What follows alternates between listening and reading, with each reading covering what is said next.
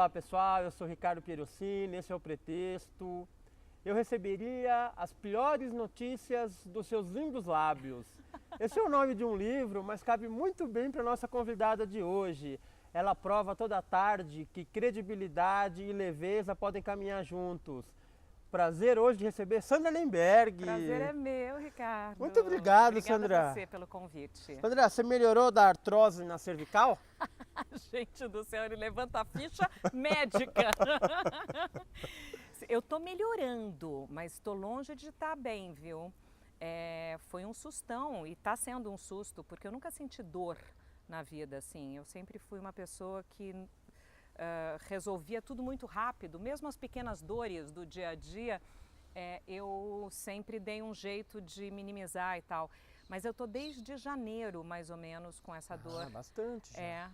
Eu diria até que teve uma data bem específica quando deflagrou esse processo todo, que foi um dos pontos altos aí de tensão, que foi o julgamento do Lula pelo TRF4. Essas coberturas são todas muito tensas, né? Então, foi no dia 24 de janeiro desse ano de 2018 e eu saí do ar já meio travada, assim. Mas, enfim, não foi exatamente pela cobertura em si, mas isso, depois é que eu consegui o diagnóstico, eu estou com uma artrose que está sendo causada por uma artrite, que é uma inflamação, que por sua vez está sendo causada por o depósito de pirofosfato de cálcio, que são cristais, como eu disse, se depositam e esses cristais geram a inflamação e a inflamação de alguma forma machuca o osso e causa uma artrose. E entre as C1 e C2, que são as primeiras vértebras aqui da cervical, e realmente é uma dor bem grande. E eu tenho agora estou começando com todo o tratamento médico, com muito medicamento, inclusive, eu estou começando a melhorar. Você viu que eu me alongo nas respostas, né? Ótimo, ótimo, ótimo. Melhor assim, viu? Os monossilábicos dão mais trabalho.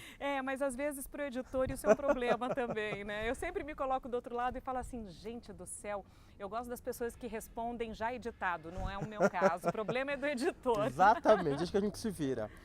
Sandra, você fez o caminho inverso da Fátima Bernardes, do Bial, do Leifert, né? Eles eram do jornalismo e foram para o entretenimento. Você começou na dramaturgia e entretenimento e foi para o jornalismo. Tem alguma possibilidade de ter o caminho de volta? Sempre há. Na vida é o famoso nunca diga nunca, né?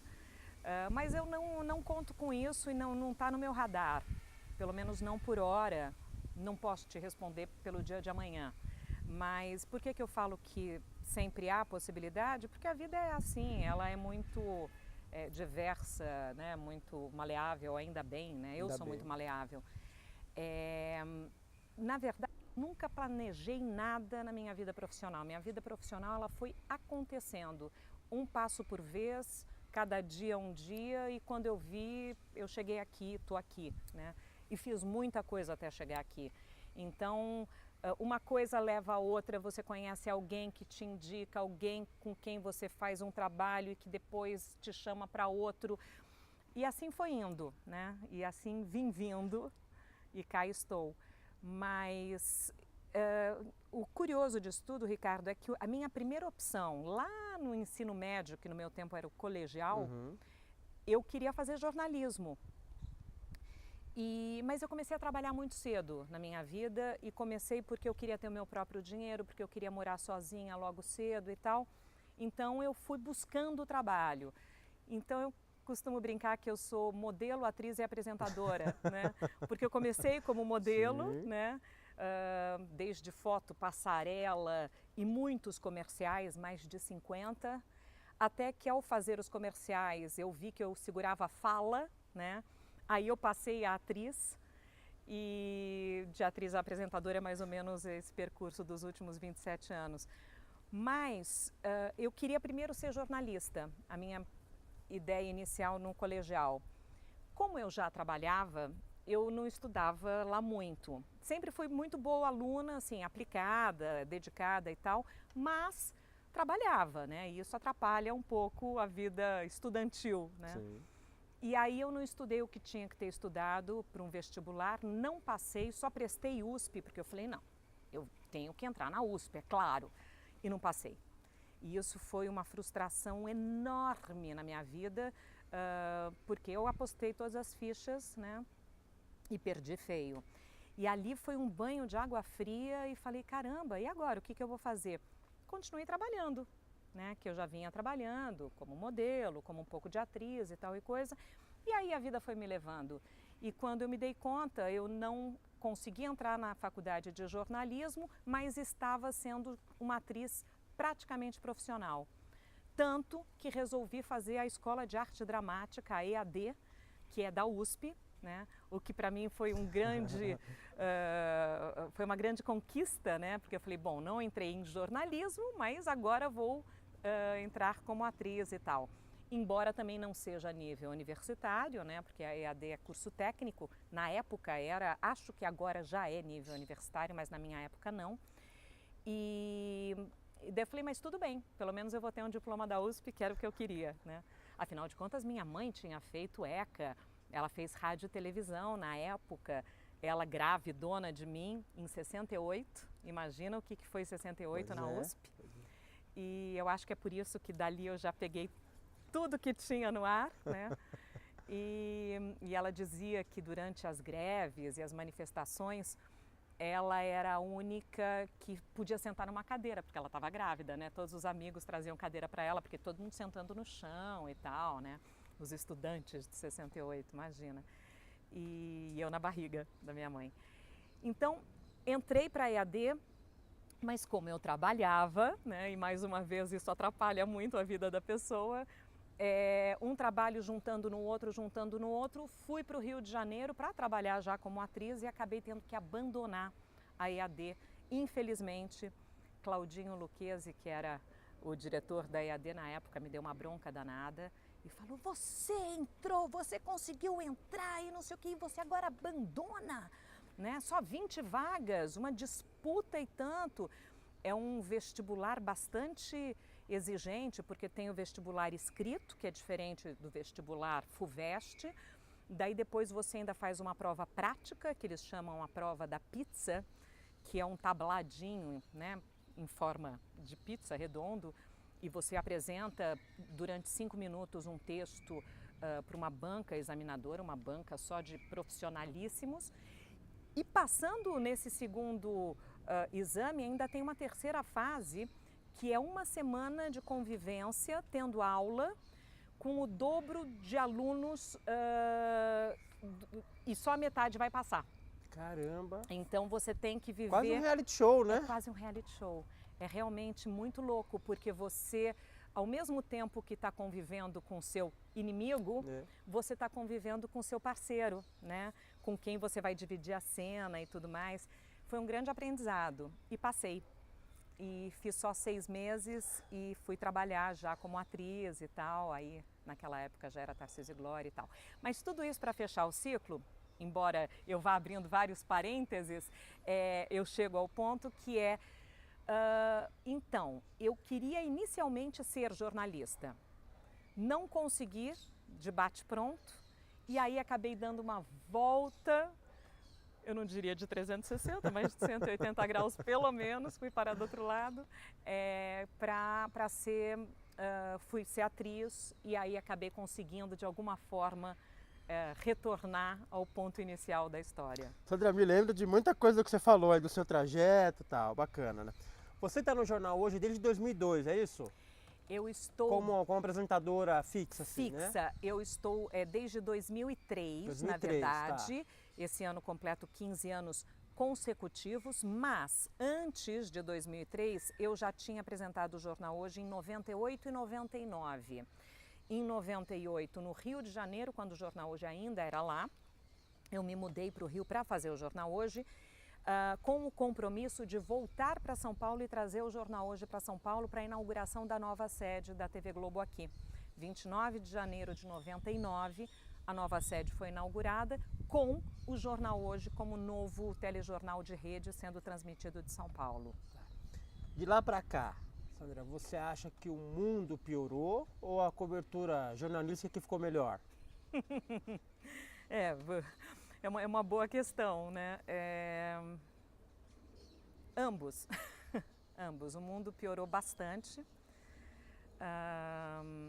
Na verdade, o mundo nunca foi fácil, nunca foi bom. Então, para falar que piorou, fica difícil, assim, né? Qual é o critério de avaliação? O que é ruim, o que é piorar, o que é melhorar? Eu acho que, na verdade, o mundo se manteve complexo, complicado, difícil, intenso. Eu acho que ele se manteve ao longo desses anos todos e eu estou há 27 anos no telejornalismo dentro da Globo. Embora já tenha feito até umas coisas anteriores na área de esportes e tal, mas em 27 anos eu acompanho o mundo. Acho que ele se manteve complicado, né, como sempre esteve. Mas o jornalismo mudou muito, né? Se melhorou? Eu acredito que sim, melhorou muito porque se a gente entende o jornalismo como a função de informar, essa agilidade nunca foi tão ágil, né? A gente nunca esteve tão rápido no gatilho. Por um lado é muito interessante, muito bom, porque as pessoas pegam os seus telefones celulares e estão informadas. Por outro lado é muito perigoso, né? Porque qualquer coisa vira informação.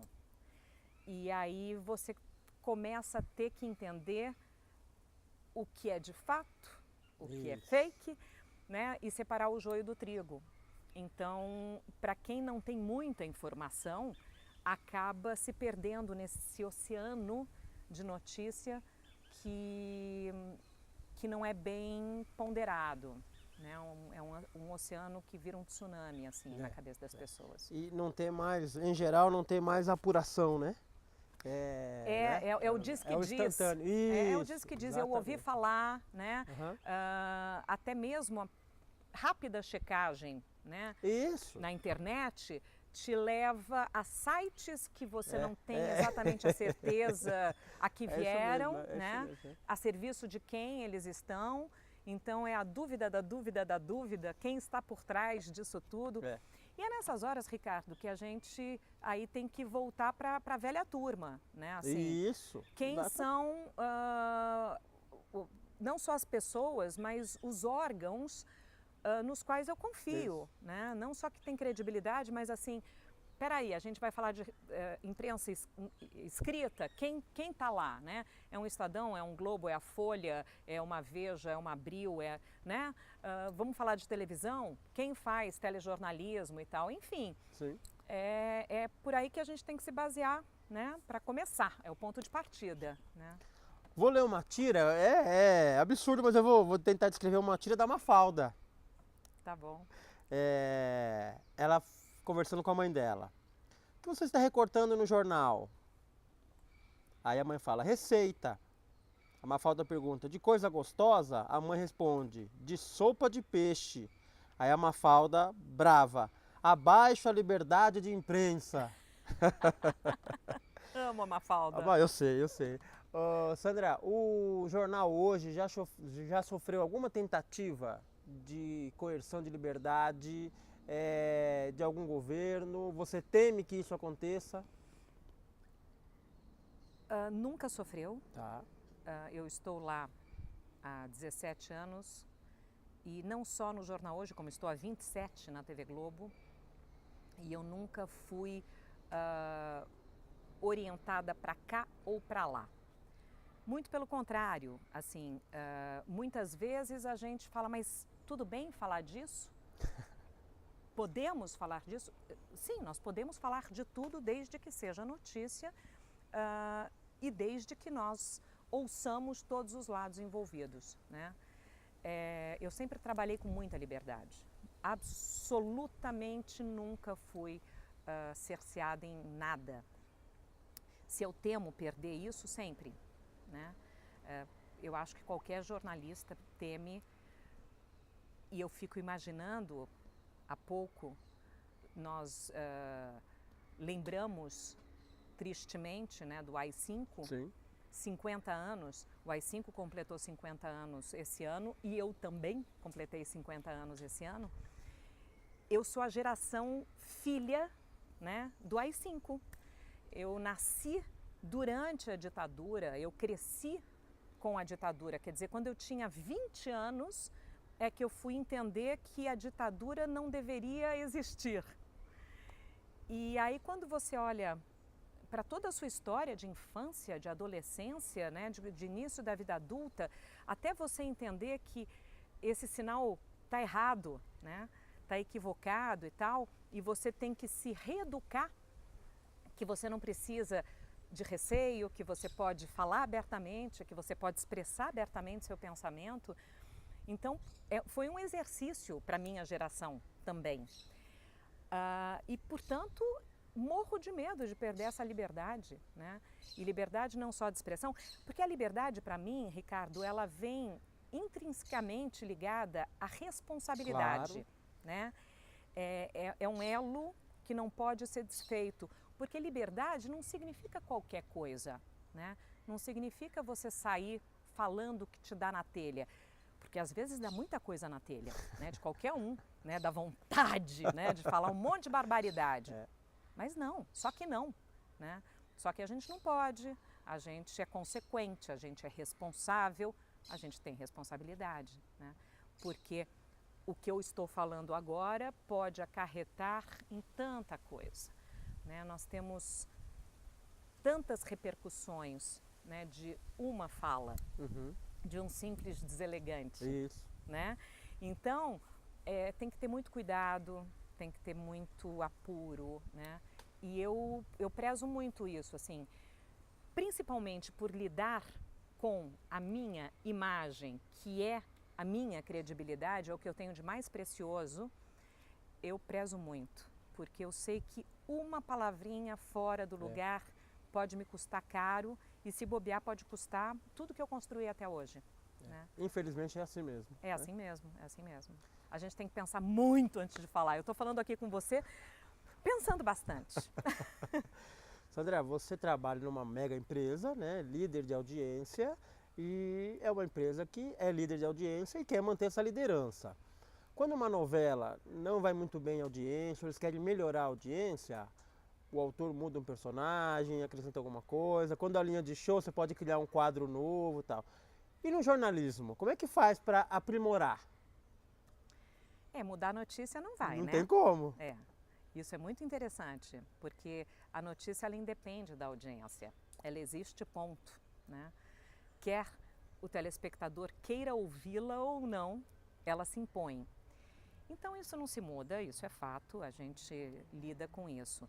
Agora, o que a gente busca, existem inovações, né? Formatos, existem maneiras de você embalar a notícia. E quando eu falo embalar, não é disfarçá-la, maquiá-la, nada disso. Mas é a maneira que você apresenta a notícia, né? Você me apresentou dizendo que você ouviria as piores notícias, né, dos meus lábios. Eu muito cedo entendi e aprendi a diferença entre seriedade e sisudez. Exatamente. Né? Entre leveza e consistência. Tem tanta gente sisuda que não é séria. E tem tanta gente sisuda que não consegue te informar bem, né? Até porque cria um distanciamento, né? Você já não quer nem ouvir o que aqueles lábios dirão, né? Eu sempre tive usando um termo técnico, um approach, né? Uma maneira de chegar que é assim, olha, deixa eu te contar. Está acontecendo tal coisa, né? Senta que lá vem história, como diria a turma do Rá-Tim-Bum, né? E é um pouco isso, eu vou te contar o que está acontecendo. Isso não significa que eu concorde com o que está acontecendo, isso não significa que eu compactue, que eu goste ou que eu desgoste. Isso está acontecendo. Isso é sério, isso tem que ser ouvido, né? E aí tem que ser digerido por quem está ouvindo. O que você vai fazer com essa informação não é que o problema seja seu, mas... Não é responsabilidade sua. Diz respeito a você. Isso. Né? E você vai ter que saber lidar com isso. E eu acho que o que a gente ajuda no momento que você passa uma informação com leveza, se é que a gente pode dizer assim, é um pouco, primeiro, desarmar, né, quem está ouvindo para poder receber aquela informação e até mesmo para poder ponderar e falar assim, nossa gente, isso não me diz respeito, isso eu não quero saber, não quero ouvir e tal. Ou até mesmo, não tinha pensado nisso, né? Enfim, você entrega a informação e a partir daquele momento a pessoa tem que lidar com aquilo. É claro também que num país tão desigual quanto o nosso, com dimensões continentais e tudo mais, o nosso papel, ele é um papel de, olha, tem tudo isso, né? Não diria que é um papel educativo, porque, não, por favor, não me entenda errado, ninguém está aqui para... mas a gente contribui na educação no momento em que você mostra tudo o que é possível, todas as variáveis, né? E isso vai fazendo com que as pessoas montem o seu próprio jogo de montar, né? É isso mesmo. Você vai dando subsídio para que as pessoas se eduquem, né? E conhecimento é educação. Informação, quanto a gente já não ouviu falar, né? Quem detém a informação detém o poder. As pessoas têm que deter a informação, né? O poder é delas. Então elas têm que estar bem informadas. Eu queria saber de uma história que aconteceu no camarim do Palace. Você com um colega com um envelope pardo entregando para o Gilberto Gil. Nossa, que legal! Você sabe da história que é que eu conto? Eu quero que você conte. Tá, então essa história é muito linda. Eu trabalhei há alguns anos com o Alberto Vilas, querido amigo, né, e um excelente profissional. E nós trabalhamos muito bem juntos, assim, foi um encontro muito feliz. Fomos trabalhar juntos no Jornal da Globo e depois fomos para o Jornal Hoje, lá em 98, no Rio de Janeiro, e trouxemos o Jornal Hoje para São Paulo. Num desses momentos, se eu não me engano, em 98, porque se a gente está em 2018 faz 50 anos, 98, 30 anos, olha só o que você trouxe. Naquele momento, o Gil estava se apresentando, Gilberto Gil, no Palace, quando existia Palace. Isso, finado Palace. Finado Palace, olha só. E fazia 30 anos também do AI-5, né? E que ele tinha sido preso. E o Gil foi preso, se eu não me engano, em Santa Catarina, depois de um show. Florianópolis. Florianópolis. E ele foi preso, mas ele foi levado para um manicômio. Ali com uma tentativa de maquiar a prisão, né, para não mostrar que fosse uma prisão política. E ele foi levado para um manicômio porque fumava maconha, né? E no manicômio ele fez uma música, olha só que coincidência, chamada Sandra, para a mulher dele na época. E ele foi homenageando as enfermeiras, né, as mulheres ali do manicômio, e ele foi enumerando as mulheres, a Andréia na estreia, eu não me lembro todas, enfim, já falei que minha memória não é das melhores, mas ele falava assim, todas as cordas me levam de volta para ela, Sandra, né, que é o nome da música. E a gente conseguiu o depoimento das enfermeiras e a gente colocou isso numa VHS, né, uma fita para quem não sabe, né, VHS, e a gente levou para ele assistir no camarim do Palace, dentro desse envelope pardo. E foi uma grande emoção para ele, uma grande emoção para a gente. Imagina, eu, Gilberto Gil, né? Ai, babo por ele. E ter presenciado esse momento, ele começou demorou, né, para ele entender o que estava acontecendo, quem eram aquelas pessoas. Imagina, ele está no meio de um show, né? Baixa lá a TV Globo, uma moça que é apresentadora e não sei o quê. Trouxe aqui para você, queria que você visse e vou filmar a sua reação. Pô, quase não é justo, né? E aí foi incrível porque ele lembrava muito bem, lembrava de tudo e abriu o coração e contou como foi difícil esse momento. Depois houve o exílio, né? E ele teve que ir embora do país e ali perdemos tantas pessoas, não só para o exílio, mas para tortura, enfim. E para mim é curioso, porque embora eu não tenha vivido como uma cidadã já grande, né, e madura para a época, eu vivi muito tudo isso na minha infância, né? Amigos dos meus pais que tinham sido presos políticos e tal, então para mim tudo isso era tudo muito vivo, né? E foi muito legal fazer essa reportagem com o Gil. Que história, hein? Que história história linda. Ó, clichê de jornalismo. O que fazer com o 13º?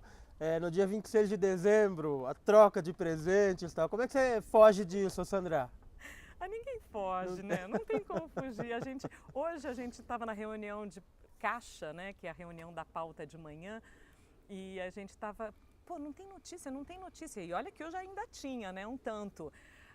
Mas caramba, começou o Silly Season, né? Que é a época silly, boba, né? É essa época em que é matéria de Papai Noel, é reportagem de troca de presente, é aquela como fazer um prato com o resto do peru e não sei o que, é assim, né?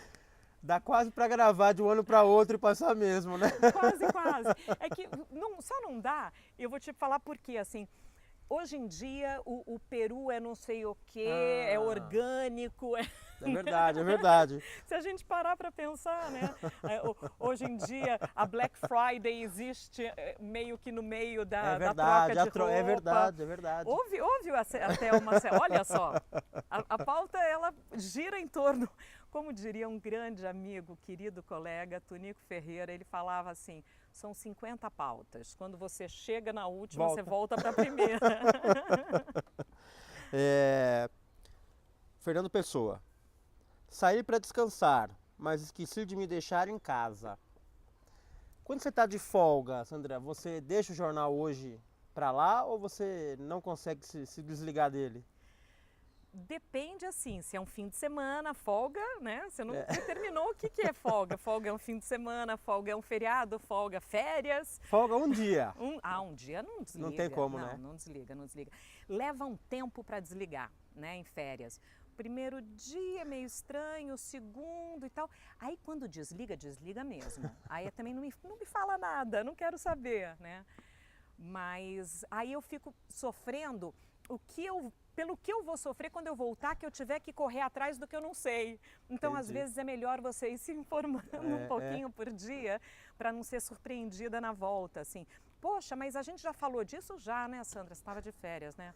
Daí, odeio passar essa vergonha. Perdeu, né? Perdeu o bonde, né? Perdeu o bonde, E como se perde hoje rápido, mas né? hoje é. Porque você piscou, a gente está aqui conversando, meu telefone está ali, eu não sei o que está acontecendo. Mas, assim... Ô, Sandra, eu estava torcendo para não acontecer nenhuma tragédia, nenhum evento hoje, para a gente não cancelar a entrevista, porque eu imagino que você também tem isso, né? É um plantão, né? Mais ou menos. Na verdade, a minha vida ela é bastante regrada, porque eu tenho hora para entrar e tenho hora para sair. Que bom. Então, assim, durante o meu período lá, tudo pode acontecer, né? E já aconteceu. Entra no ar e fica. Agora, a partir das 3 da tarde, nós somos rendidos pelo Jornal Nacional, então, assim, vira plantão deles, até porque tem que virar a chavinha, entendeu? Para o Rio de Janeiro e tudo mais. Então, é meio turno, né? Sim, aquela coisa de turno. Então, 3 e 1 já é a Renata ou o William. Exatamente. A gente sempre dá uma olhadinha, chegou, tá pronta, não sei o que, tá maquiada, pode entrar se precisar e tal. Assim como quando termina o Bom Dia Brasil, nós assumimos. Então, vai passando bastão, né? Isso. A arte existe porque a vida não basta, é do Ferreira Goulart. O programa Como Será existe porque noticiar o dia a dia não é o suficiente? Não é o suficiente, é que tá, noticiar o dia a dia é o suficiente e por isso é muito, e por isso precisa existir o Como Será, porque é a válvula de escape, porque é o oásis no meio de tanta aridez. Eu preciso do Como Será como nunca. E uma coisa leva a outra. Ao mesmo tempo, eu preciso também da dureza do dia a dia para dar valor ao Como Será. Porque o Como Será, ele não pode ser só o mundo cor-de-rosa, que não é, né? O que a gente mostra lá é que é possível. Isso. Né? É possível dar a volta por cima, é possível fazer melhor, é possível melhorar tudo, apesar de tudo, né? Então a gente mostra, e tem inclusive o quadro que se chama Heróis Possíveis para Causas Impossíveis, E os heróis, né, são pessoas como nós, é gente como a gente, que são pessoas que estão lá sobrevivendo e conseguindo fazer, né, apesar de tudo. Então, para mim, eles são complementares, assim. Eu assisti bastante na pesquisa e é muito gostoso de assistir, um programa Legal, leve né? mesmo, né? Sandra, vou te fazer 3 títulos e você escolhe uma, tá? Pra escolher? Para você escolher. Eu vou fazer 3 títulos de perguntas. Mas tá, eu escolho Você pra escolhe quê? uma para eu fazer. Vou dar só o Ah, título, entendi. só uma Ah, manchetezinha, entendi. tá bom? Tá. Às vezes tem pegadinha, mas é uma pegadinha saudável, tá bom? Não é nada demais, não. Não me faz pergunta difícil. Pergunta auricular, pergunta do segundo melhor e pergunta para completar. Auricular, do segundo melhor que e para vem completar. A ser auricular? Tá. De ouvido, né? Vamos na auricular, porque eu fiquei curiosa em entender o que significa isso. Sandra Lemberg, quem que você para ouvir? Ah, nossa, muita gente. Em primeiro lugar, Ernesto Palha. Não sei Desculpa. por que suspeitava que essa resposta poderia acontecer. Você suspeitava, mas assim, eu te garanto que sim, porque a gente se ouve muito, a gente troca muito. Não é só porque a gente trabalha na mesma área e porque somos casados, ou seria o contrário, somos casados porque trabalhamos na mesma área, mas eu tenho um respeito enorme por ele e uma admiração absurda por ele. Então eu gosto muito de ouvir o que ele acha, né? Não que a gente concorde em tudo, mas eu adoro ouvir os argumentos, adoro ouvir o que ele tem a me dizer, né? Então eu ouço sem distanciamento nenhum, porque tem aquela coisa de você ouvir com certo distanciamento, no caso nenhum, assim, porque tem muito amor envolvido, ao mesmo tempo muito conhecimento de causa, porque ele sabe do que eu estou falando, ele entende o que eu estou dizendo profissionalmente, né? Então é muito envolvido, né? Ele eu ouço demais. A partir daí...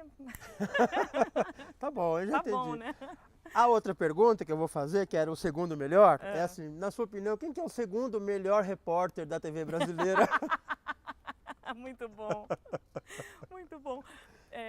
Eu estava no fim do expediente há umas semaninhas e aquelas pegadinhas, né? Claro, só os 3 ali, não basta um, né? São 3. Fala sério, Ricardo, não é fácil não. Ali é tiroteio, tum, tum, tum, tum, você só tentando escapar. É verdade, né? E aí o Dan falou que ia fazer a pergunta pro... Seu Godoy? Não. Quem estava lá sendo entrevistado? Atala. O Atala. E ele falou, eu vou fazer essa pergunta só para o Márcio Atala. Ou seja, para você não, Sandra. E você acha que eu acreditei, né? Por um segundo eu dei uma respirada, aliviada, e ele perguntou para o Márcio Atala, Ernesto Palha ou Caco Barcelos? Eu falei, bom, agora vem para mim, essa pergunta é óbvio, né? E dito e feito. E aí o Márcio Atala, obviamente, respondeu Ernesto Palha, porque eu estava lá. E aí quando ele perguntou para mim, eu falei, para quê? Depende, né? Um outro, para quê exatamente, né? Enfim, mas o segundo, então, respondendo a sua pergunta, já que o primeiro me parece óbvio, eu tenho que falar do Caco e não é só pelo grande nome que todo mundo conhece do Caco, né? Pelo trabalho que ele expõe, mas é pela pessoa que eu conheço do Caco. E eu conheço o Caco há muito tempo. Quando ele escreveu Rota 66, quem fez a pesquisa de campo para ele foi meu irmão. E eu estava no colegial naquela época e eu me lembro das reuniões em casa e eu me lembro da aflição da minha mãe, porque o meu irmão saía para o IML na madrugada para fazer pesquisa, para ver como que os mortos chegavam, davam entrada no IML, constando o quê, né? E através dessa grande pesquisa, ele foi formatando todo o Rota 66, que foi o primeiro grande escândalo, né, da polícia que mata, a polícia que executa.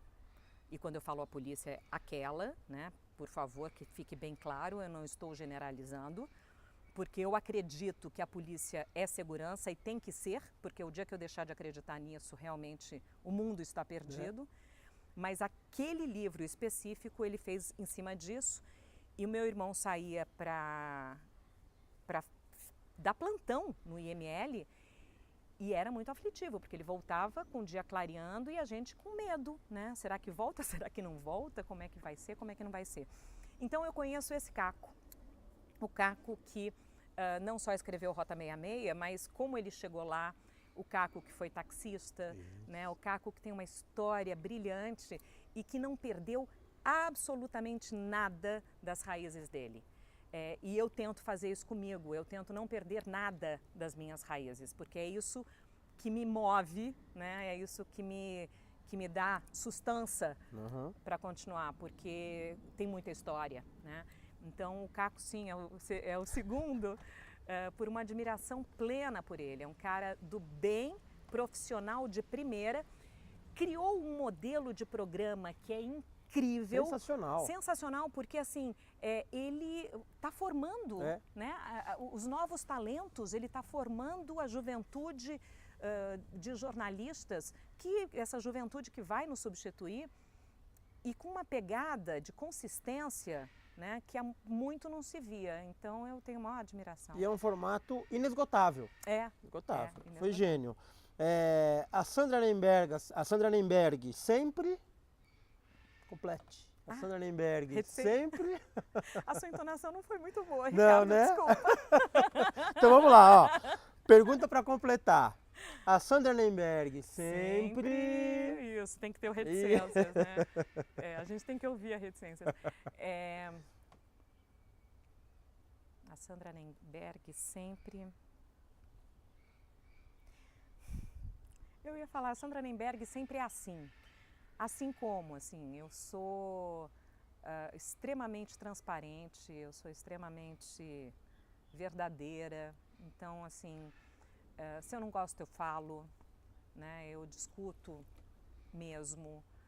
Com os colegas, eu sou assim, a certinha, a chatinha. Eu sou chata, não parece, mas eu sou chata.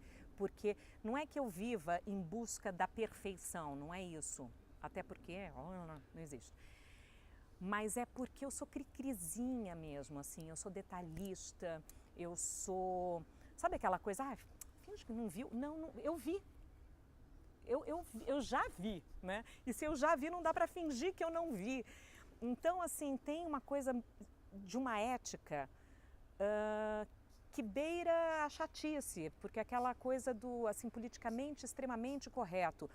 Demorei muito para aprender a rir de piada, sabe aquela que você tem que parar para pensar?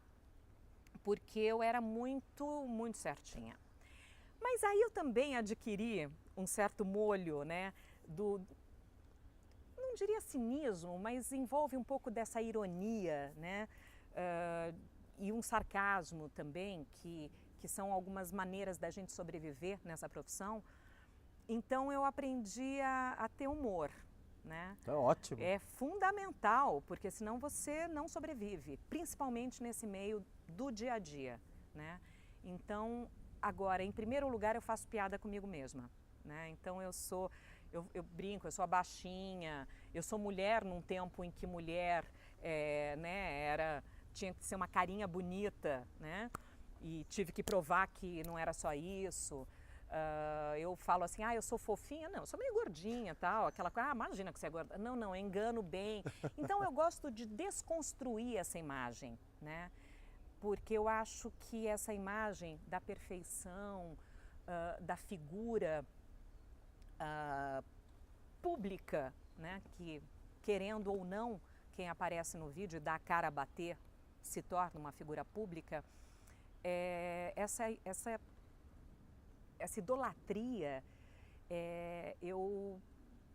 não é comigo, eu nunca investi na fama, no sucesso e tal e coisa, assim, para mim, hoje ser reconhecida é uma consequência de muito tempo de trabalho.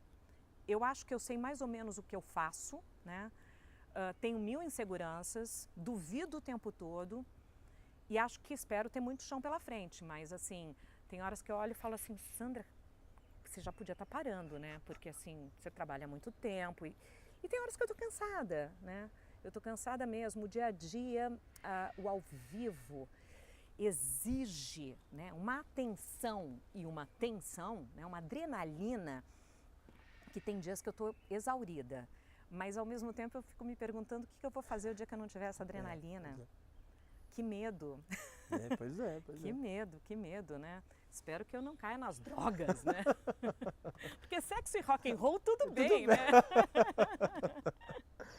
Sandra, qual a maior deselegância que você já cometeu, que você possa contar?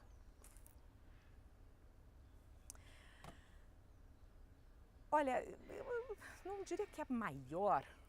A gente comete pequenas deselegâncias, né, no dia a dia. Eu tento não. Às vezes até involuntariamente, né? Sem dúvida. Mas, assim, uma deselegância que eu vira e mexe eu cometo, mas eu morro de vergonha, que é não saber o nome da pessoa que está falando comigo. Tá. E não é ser deselegante, mas, assim, é que as pessoas sabem mais o meu nome do que eu o delas, né? Verdade. Então, eu já resolvi que eu não carrego mais isso. Então, assim, eu na maior cara de pau falo, desculpa, seu nome mesmo. Tá. Você não tem subterfúgio como querido? Não. Eu chamo todo mundo de Flor. Tirando os meninos, eu chamo as meninas de Flor. Oi, minha Flor, todo mundo sabe disso. Mas não é porque eu não lembre do nome, é porque eu chamo mesmo, né? É um cacoete meu. Mas eu já desisti de fingir que como vai? Desculpa, seu nome mesmo, eu esqueci. Né? Eu prefiro do que ficar passando aquele aperto. Que é horroroso, né? Horroroso. Eu e o Ernesto, a gente tem um acerto de casal que é quando um chega e o outro está falando com alguém. Reforça o nome. Ô, fulano. Oi, tudo bem? Desculpa, seu nome mesmo? Porque quem já estava conversando muitas vezes não sabe o nome com quem estava falando. Então a gente tem esse acerto entre a gente. Ô, Sandra, o Faustão me ajudou em duas coisas, assistindo aos programas dele, e eu já tinha muitos motivos para querer conhecer você, mas esses dois fatos me fizeram mais fã. Quando você foi homenageada por ele e uma das suas funcionárias revelou que você ajudou na educação. Isso para mim é sensacional. E agora recentemente que você foi premiada, né? E você estava com um vestido que foi desenhado por um jovem autista, né? Na verdade, ele não é autista. E eu falei, mas acho que eu não deixei claro e depois eu fiquei me torturando por isso. Não que seja... Sandra, tem um insetozinho aqui na... Aqui? Isso, saiu. Saiu, pronto. É que essa coisa no meio da mata, né? Então, retomando, o Jackson Salvadeu, ele tem uma deficiência mental leve. Né? A ACESA, que é a associação onde eu fui, trabalha tanto com o espectro autista quanto com algumas deficiências, né? E quando ali falando rapidamente, eu disse isso, né, que eles trabalham com o espectro autista e com deficiências, as pessoas logo concluíram que ele era autista. E eu devia ter deixado claro ali, mas também eu não tinha tanto tempo assim. Enfim, depois eu fiquei me torturando porque eu queria ter explicado de fato que ele tem. Não que seja um problema ter uma coisa ou outra, não é isso, mas é só porque quem ele é de fato, né? E o Jackson Salvadeu é um jovem com uma deficiência intelectual e é um talento, um estilista nato, né? Ele tem o dom do desenho. E quando eu cheguei, ele falou, vou te mostrar o desenho, eu vou fazer um vestido para você. E saiu fazendo e me deu, eu falei, gente, isso é muito lindo, né? E aí eu falei, olha, eu só não tenho onde usar, porque eu não saio por aí de longo, assim, né, no dia a dia. Então, se um dia eu tiver uma oportunidade e tal, eu vou mandar confeccionar.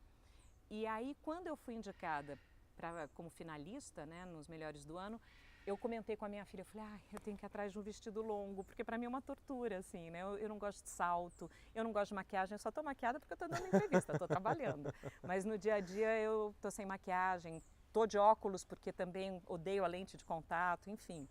Eu sou meio sabe assim, aquela coisa anti-heroína, né? E aí eu falei para minha filha, eu falei, puxa, tenho que ir atrás do vestido. E ela falou, mas mãe, você não tinha falado daquele que você... Eu falei, pronto. Que bom, obrigada por me ajudar a lembrar e tal. E aí liguei para Marina San Vicente, que é a figurinista do do Faustão, que eu conheço de outros carnavais.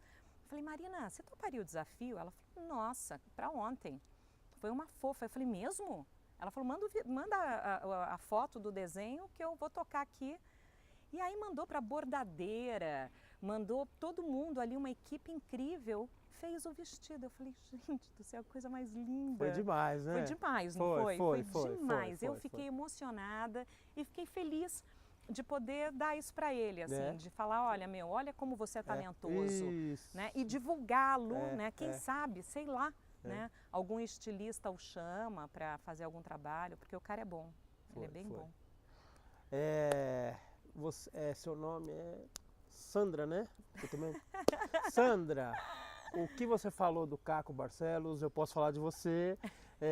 Além da admiração profissional, assim, eu já ouvi falar muito bem de você e a maneira como você me tratou nas nossas tentativas de marcar essa entrevista, hoje aqui, durante a entrevista. Que bom, que bom. Muito bom te conhecer, Sandra. Muito bom te conhecer também, Ricardo. E assim, é muito raro isso acontecer. Primeiro que, quando o jornalista vira notícia, é meio esquisito, né? A princípio você fala, olha, o que você vai perguntar? Não, porque aí você vira vitrine e vira vidraça. Exato, né? exato. E a vidraça, claro, é frágil e tudo mais. E como a gente lida com algo que é muito precioso, que é a credibilidade, que é a nossa... que é embasar o que a gente fala, a gente se expor é sempre um risco, né? Porque você pode agradar uns, desagradar outros, faz parte. Mas eu sou assim. Quando você me perguntou, Sandra, sempre assim, continuar sendo assim. Porque assim eu cheguei aqui, né? E assim eu vou continuar sendo, porque eu só entendo a vida assim, com autenticidade, né? Com muita verdade e com leveza dentro do possível, um pouco de humor e tal. Agora, é raro conseguir pessoas que venham falar com a gente sem outros interesses também, entendeu, Ricardo? Porque como é que eu vou me expor? Eu vou me expor para você para falar por que exatamente, né? Enfim, nesses tempos de redes sociais que eu sou um pouco avessa, estou entrando aos poucos, assim, eu vou entrando e falo assim, ai gente, postei tal coisa, será que devia, será que não devia? Enfim, eu acho que a partir de agora, eu espero, né, quem sabe nos próximos 50 anos, que eu consiga ainda continuar trabalhando muito, mas com esse intuito, sabe, assim, de levar adiante a questão ética ser debatida, né, a gente repensar um pouco o nosso país, a gente repensar um pouco os nossos hábitos, né, mudanças de hábitos são importantes, enfim. Quem sabe eu consiga contribuir um pouquinho, né? E obrigada por você ter dado esse espaço para isso. Eu que agradeço, viu? Você abriu sua casa e, Sandra, continue assim que tá dando muito certo, viu? Sempre assim. Tomara, tomara. É isso aí, pessoal. A gente fica por aqui e volta em breve com mais um bate-papo no Pretexto. Até mais.